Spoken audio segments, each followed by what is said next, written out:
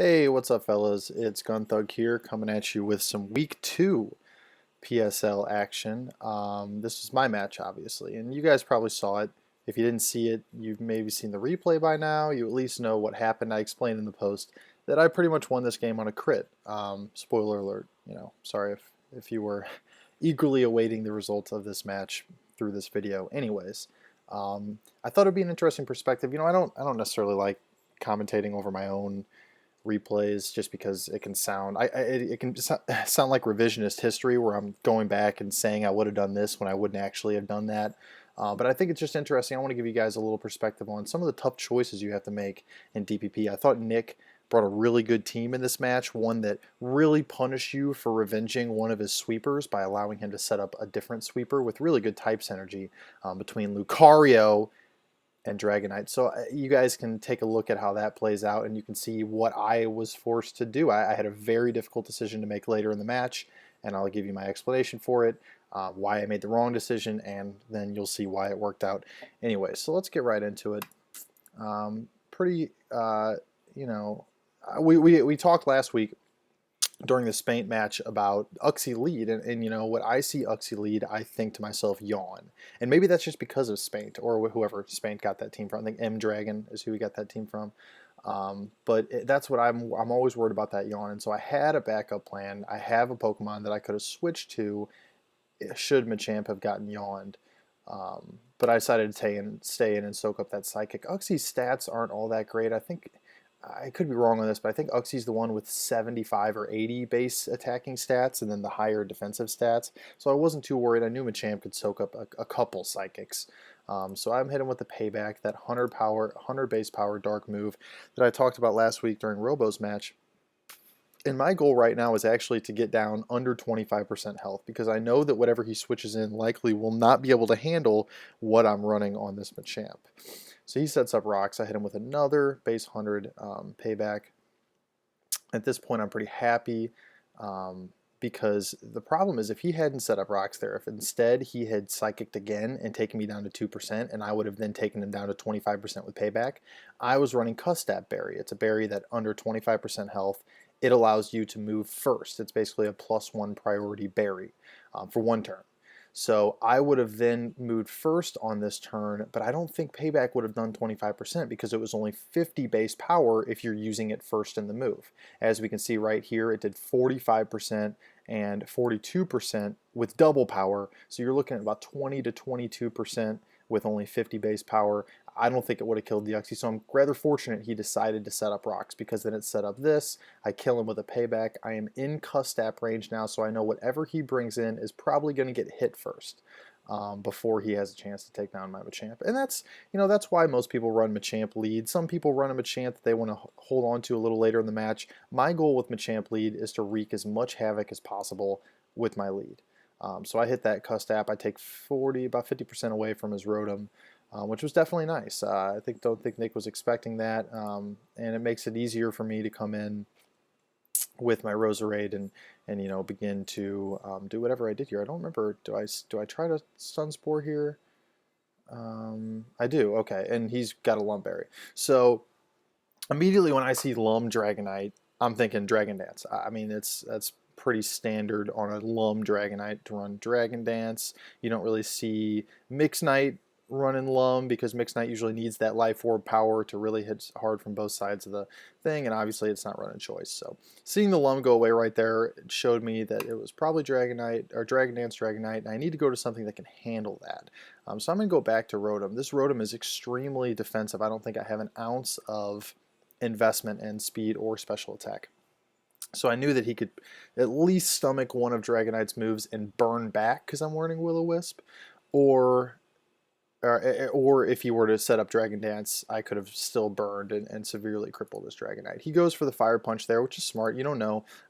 This is something I think Inorin failed to do last week against me, is when I only have 2 Pokemon showing and you bring out a fearsome setup sweeper, your first move needs to be to scout and figure out who that setup sweeper is, or who your opponent brought to deal with that setup sweeper. So by Fire Punching there, if I risk the stay in, then he's covered because Fire Punch is going to kill Roserade. And if I switch out to something, he gets a chance to kind of scout my team a little bit and see, who I have to deal with the Dragon Dance Dragonite. So well played by him. I'm going to then go into Swampert, where he feels, I guess, unthreatened by that Rotom. Some Rotoms, I know mine took that pretty well, but some Rotoms do carry HP Ice just because Bolt Beam coverage, Thunderbolt HP Ice, is going to be pretty good coverage for a Rotom. So he definitely needed to be a little careful there.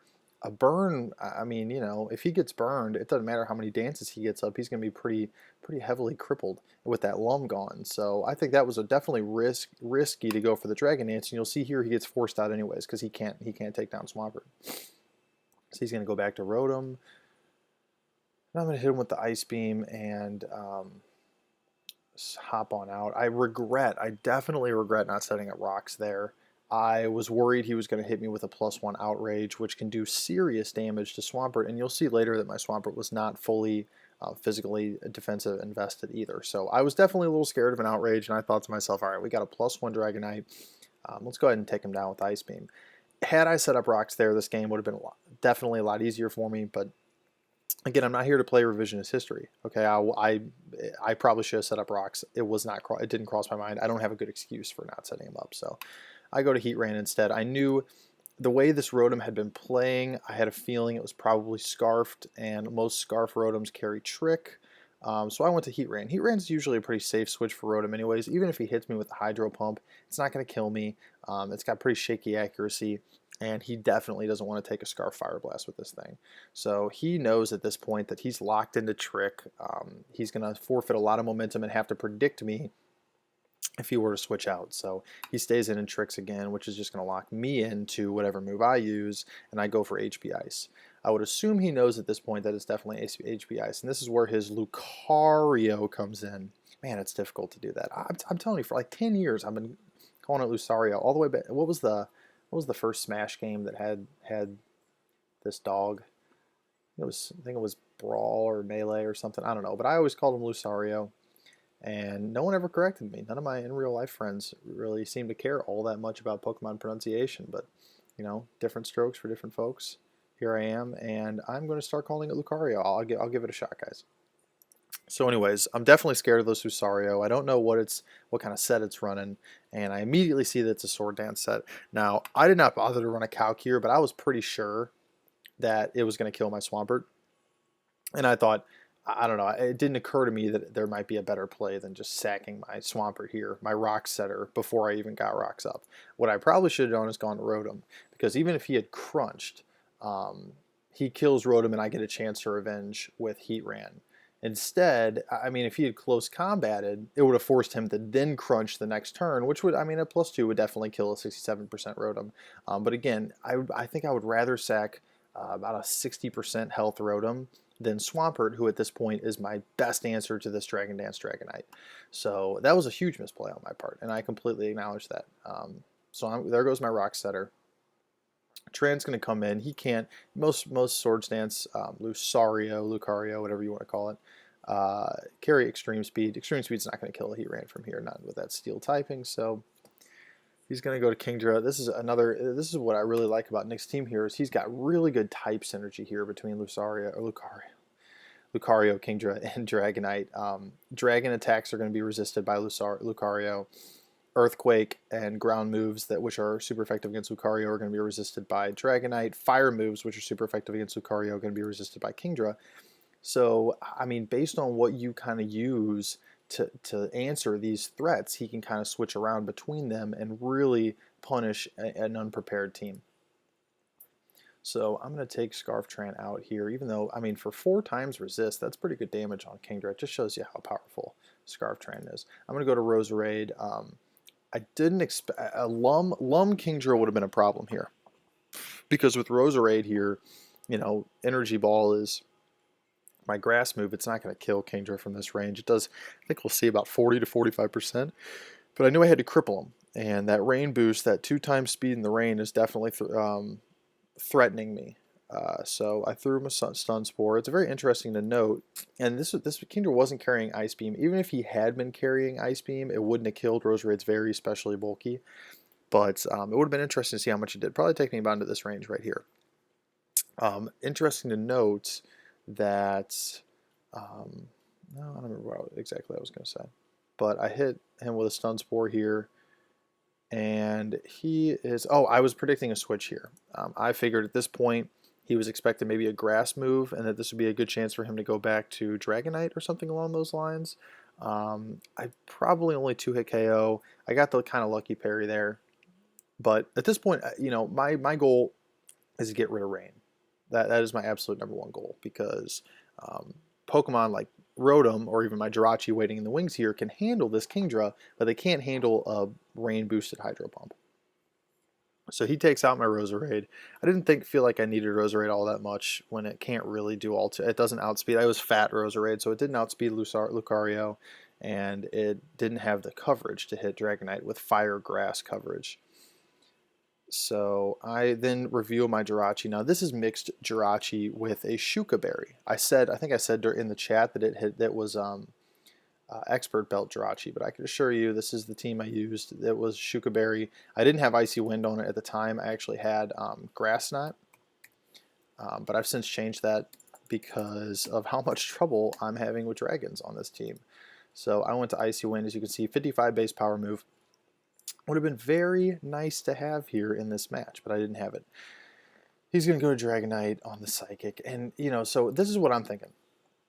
That's stomach to Psychic pretty well. Now, granted, it's just your timid 252 speed, 252 special attack Jirachi. Stab Psychic. Dragonite's pretty bulky. Dragonite's got great bulk, so it's going to take that pretty well. But at this point, the moves I know that it has, I know it has Dragon Dance, I know it has Fire Punch, and I know it has Outrage because every single Dragonite carries Outrage or Dragon Claw. So that fourth move, I didn't really know what we were dealing with. Some Dragonite run Earthquake. Some will run Roost in that fourth move and use it as a setup sweeper that can also heal itself and really wreak havoc. At that point, you really need 2 Dragon Dances to do a lot of damage because of the speed drop off. I foolishly go for an Iron Head here, which I always forget about Inner Focus on Dragonite. If there's one ability that I forget about more than any other ability, it's probably Inner Focus. The amount of times, even in ORAS, that I've faked out a Crobat or something along those lines, thinking that it would flinch, or even in VGC, I don't know. Inner Focus is just one of those abilities that often I overlook, and it definitely hurt me this match. He goes for the Dragon Dance, so at this point, he outspeeds. He's definitely going to kill anything I try to switch in here, unless I can catch him on that Fire Punch. So I'm wondering about his fourth move. I'm thinking, all right, so his options right now, he can Fire Punch and 1-hit KO me, or come very close. I think I have the calc pulled up here. All right, so if this is your standard 252 Adamant Dragon Dance Dragonite, this Fire Punch is going to absolutely devastate me. I'm at 94% health. So 83.4 to 98.2. It looks like there's a pretty good chance here. Let me throw rocks up here. It'll probably give you but 25% chance to 1-hit KO. I didn't feel like taking that chance. I was carrying a Shuka Berry, which halves the damage of a super effective ground attack. So had I known that he had Earthquake, had I predicted that he would have had Earthquake and would have hit with Earthquake there, which if you have Earthquake and Fire Punch, you have no reason really, unless you're predicting the Shuka, not to go for Earthquake there, because Earthquake's a higher base power move. If I take off Shuka Berry, Earthquake's a guaranteed 1-hit KO as opposed to that 25%. But unfortunately what would have been unfortunately for Nick, is that I easily stomach that Earthquake, even at +1. I'm taking 54 to 65% from a Shuka Berry mitigated Earthquake. At that point, if I stay in and take that, I kill Dragonite with Psychic, and he's got a Kingdra that's paralyzed and is going to have to come in and take Spikes damage, so it's dead. A Lucario that's doesn't have any moves to immediately threaten a Jirachi, even at about 40% health, because Extreme Speed's not going to kill. He's going to have to take a hefty chunk, and I can revenge him right away with Heatran, and then I know that he has Breloom in the back. So Heatran probably sweeps there if I was to stay in and take this Earthquake. Unfortunately, I predicted the Fire Punch. He goes with the Earthquake. He makes quick work of that. I go to Rotom. I force him into an Outrage there. I knew that the only move he had to kill Rotom, even at +1, Fire Punch would have been close. The only move he had to kill Rotom was Outrage, so I knew I could force him into Outrage. I go to Jirachi. Outrage is going to be resisted here. I'm going to do about 47%. I kill him. And unfortunately, at this point, this is where Hacks takes the wheel. Now, remember, like I should have, if I had, really made the right play on that Jirachi move, and I think maybe even staying in and hoping I would take that, I would live that fire punch might have been the right play. But instead, I went to Jirachi and I had to rely on something like this.